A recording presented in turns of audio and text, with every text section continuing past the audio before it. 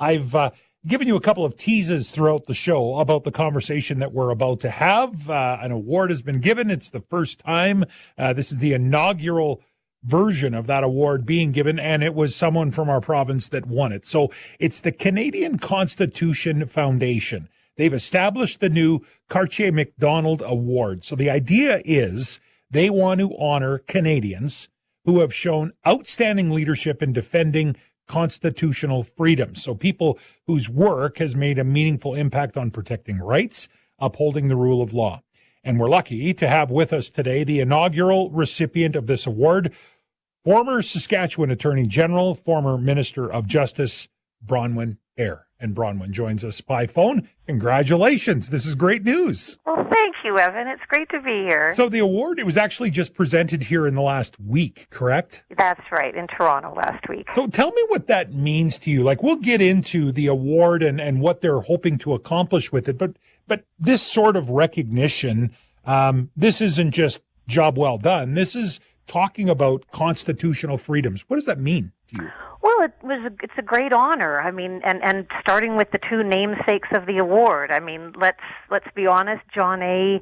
Was Captain Canada. He embraced more debate, not less, as part of what he called the constitutional spirit in this country. He was a great builder and uniter, and I think he'll withstand history no matter how many statues are pulled down of him. It's interesting, Pierre Trudeau called himself a John A. Macdonald conservative at heart. He was a great admirer of Macdonald. And then Georges-Étienne Cartier started out against the crown as a son of liberty, fils de la liberté, but he ultimately took it upon himself to convince French Canada that it belonged in Confederation. He was our first Minister of Defense. So a paradox and a patriot, but the two namesakes alone were certainly an honor. So let's talk a little bit, because in your role, as certainly, I can probably just say in your role generally in politics in Saskatchewan, but certainly as Attorney General, Minister of Justice, I know you would have been leaned upon many times when it came to constitutional discussions. How often did the work that you were talking about doing in the province butt up against, or at least need to consider, constitutional rights? Well, it became very integral to the energy discussion, first of all, and the fact that over the last 10 years there were so many attacks, as Saskatchewan saw it, on our exclusive jurisdiction in the Constitution over natural resources, over power generation, and these became, really important fights for our economy at a fundamental level. And so certainly constitutional arguments came up a lot, everything from Bill C-69, the carbon tax, all the legislation, regulation, and policies that we saw particularly over the Trudeau years. But honestly, Evan, a lot of those regulations remain on the books, and that's a topic for another day. It's really become part of a mentality that is thwarting investment and real insidious red tape that is still infringing on Saskatchewan's constitutional rights. Of course, the notwithstanding clause, right? The fact that governments are increasingly having to rely on it to pass policy.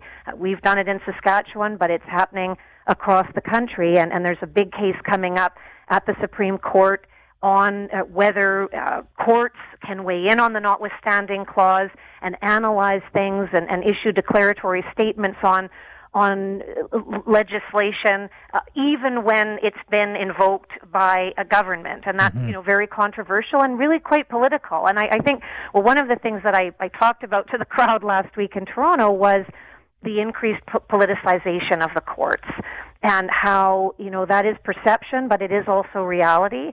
And there's also a great deal of double standard when we look, for example, at how Quebec is treated versus Alberta, including the way judges weigh in on those two provinces. So there's lots there. The Constitution is us in this country. It's a crazy patchwork, but we're butting up against it all the time. Bringing up the notwithstanding clause in the recent case before the Supreme Court, what role do you think the courts have when it comes to the Constitution, Bronwyn? Well, they have to be so incredibly aware of the lanes the constitutional lanes that have become established and not blurring them. I think that we see that, in so many cases on the energy side. And for example, on Bill C-69, famously the Court of Appeal of Alberta said that the federal government had taken a wrecking ball to exclusive jurisdiction over energy in the province of Alberta, and we'd been an intervener on that case. And ultimately, while that case was successful at the Supreme Court, and Bill C-69 was ruled unconstitutional, it's still on the books. And so I think there just has to be a real hypervigilance of clarifying provincial and federal rules, and looking at what cooperative federalism, which is a constitutional idea, what that really means colloquially and legally, and we've got to make sure that those infringements aren't happening, because if we're going to attract investment, which we're desperate to do, and to stop capital flight, which is happening crazily to the U.S. and so on, we've really got to make it clear what the rules of play are in this country. Are they the same colloquially and legally? Are they the same? Well, there's a lot of crossover, obviously, right? Practically, an investor has to know exactly what's going to happen when an investment is made in this country, and is there going to start to be, for example, federal interference in provincial responsibility, and we see so many examples of that. I mean, certainly the electric vehicles regulations were an infringement of that, where you really can't, as the federal government, start getting involved in specific provincial industries, and we see that again and again and again, and where they're getting into regulation that should be provincial. That all hurts investment. And so, while people don't maybe go around making constitutional arguments for all these things every day, the Constitution impacts the day-to-day, and that's why it's so important. We're chatting today with Bronwyn Eyre, former, of course, Minister of Justice for our province, former Minister of Energy for our province, and just received the inaugural award from the Canadian Constitution Foundation, the Cartier-Macdonald Award for outstanding leadership defending constitutional freedoms. It feels like our province, along with Alberta and probably Quebec, although Quebec may be coming from a bit of a different angle, tend to be the ones that push these issues the most in terms of constitutional rights, what's laid out in the Constitution, the use of the notwithstanding clause. Does it come down to politics, why that is happening? Is it as simple as to say it was politics that drove us here? Well, I think it's politics, but you also have to look at how political the shock and horror is every time a province other than Quebec, for example, uses the notwithstanding clause, if you're talking about the notwithstanding clause, and whether that's not political. I mean, for all the horror about musings of Premier Smith, for example, on the judiciary and constitutional equalization and other referenda that she's proposing. I mean, the counter question should always be, has Quebec ever proposed or done the same thing? And I think that's where things really get political. I mean, how about effectively bypassing the federal immigration system? I mean, Quebec's done that since 1991. It's had an economy-based system in place. Or using the notwithstanding clause 33 times and counting, right? Or ensuring a roster of Supreme Court judges, or holding 2 separation votes. I mean, where this starts to get political is when we get into that double standard. Mm-hmm. And how can we, say we live in a united country when there is that double standard? So again, I think it's not only are we, Quebec, Saskatchewan, potentially in Alberta, pushers, but it's also how we are treated in turn. And I think that's where there's a lot of frustration out there about perceived double standard. Do you watch what's unfolding right now? I mean, it's pretty, I can say, common knowledge that I had Premier Moe on the show many times over the first bit of my tenure in this role. You were on my show many times, and we would talk about Prime Minister Trudeau and that relationship. Things feel like they're different. The Premier has been on a couple of trade missions with the Prime Minister. You watch this now outside of politics, but with the knowledge and the expertise of being a politician. Do you watch this now and think there's hope that we can make some gains in some of these areas that you were fighting hard against the federal government on just a year ago? Well, certainly I hope there is, and I'm a great believer in positivity. I think where we have to still be a bit concerned is, as I say, what remains on the books. And, something like Bill C-69, where you have one-offs and get-arounds, like you'll have different things being leveled for the Ring of Fire in Ontario, where it's we'll get around Bill C-69, or on clean electricity regulations in Alberta. I think some of these things should just be repealed. They shouldn't be shelved. They shouldn't be paused, because they remain producers of uncertainty. And I guess I would say MOUs are great, memoranda of understanding are great, but they can also gather dust. And so, and they're sometimes pinky promises that governments engage in when they don't quite know what else to do. So are some of these things positive? Yes.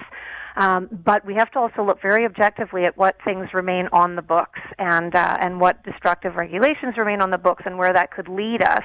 And I think, fundamental things, like Dominic LeBlanc was musing last week about how the bureaucracy is affecting our economy and the ability to, move our economy forward. Well, no doubt. So what does that mean? We still have a lot of insidious red tape. We have a lot of things that are preventing moving forward. And, should bureaucrats be presiding over major projects? I don't know. I would hazard no, because where are we going with all of this? We keep having to do revisions on revisions on revisions of plans. I think the private sector just would like to get rolling. And, so are things positive? Are they a bit more than maybe before? Certainly I hope they are, but I would look at a lot of the things that are still holding us back. I'm curious, Bronwyn, we're close to the end of our time, but let's just step away from this discussion and just in general. You've caught your breath now from that political whirlwind that you lived in a very prominent way. You were former Minister of Justice, Minister of Energy. As you look at what's unfolding generally in the world today, what catches your attention? What takes priority for you? Well, I think that the idea of this rules-based order would be one thing that Prime Minister Carney talked about in Davos. Lots of people, of course, like the speech, including one MP from Edmonton and others. But I think that one of the things we have to really look at about something like that is what we were premising that on up to that point. And unfortunately for Canada, I think one of those things was, obviously dependence on the U.S., but at the same time having a kind of an internal anti-Americanism. And so, you can say, well, it's sad when the rules-based order, which really meant being dependent on the U.S., for example, for trade, for defense, comes to an end. But what does that say about not only where we were, but where we go? And we are in a state of intense vulnerability. I mean, again, mainly Carney is going around and doing MOUs and agreements with everyone from, Japan to Australia to India, and that's good.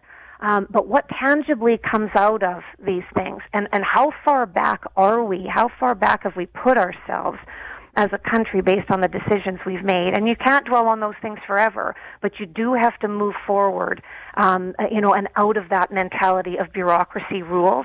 And I guess that's one thing that occurs to me is how do we radically change our economy so that we are less dependent on bureaucrats and more dependent on the private market. And I think that it's a learn fast situation. I just don't know if I see it to the extent that it should be there now. Mm-hmm.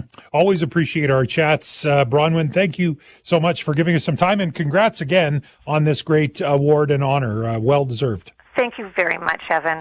Bronwyn Eyre, former Minister of Justice for our province, former Energy Minister as well, and the inaugural recipient for the Cartier-Macdonald Award. The Canadian Constitution Foundation established this new award to honor Canadians who have shown outstanding leadership in defending constitutional freedoms, and Bronwyn, the first recipient of that.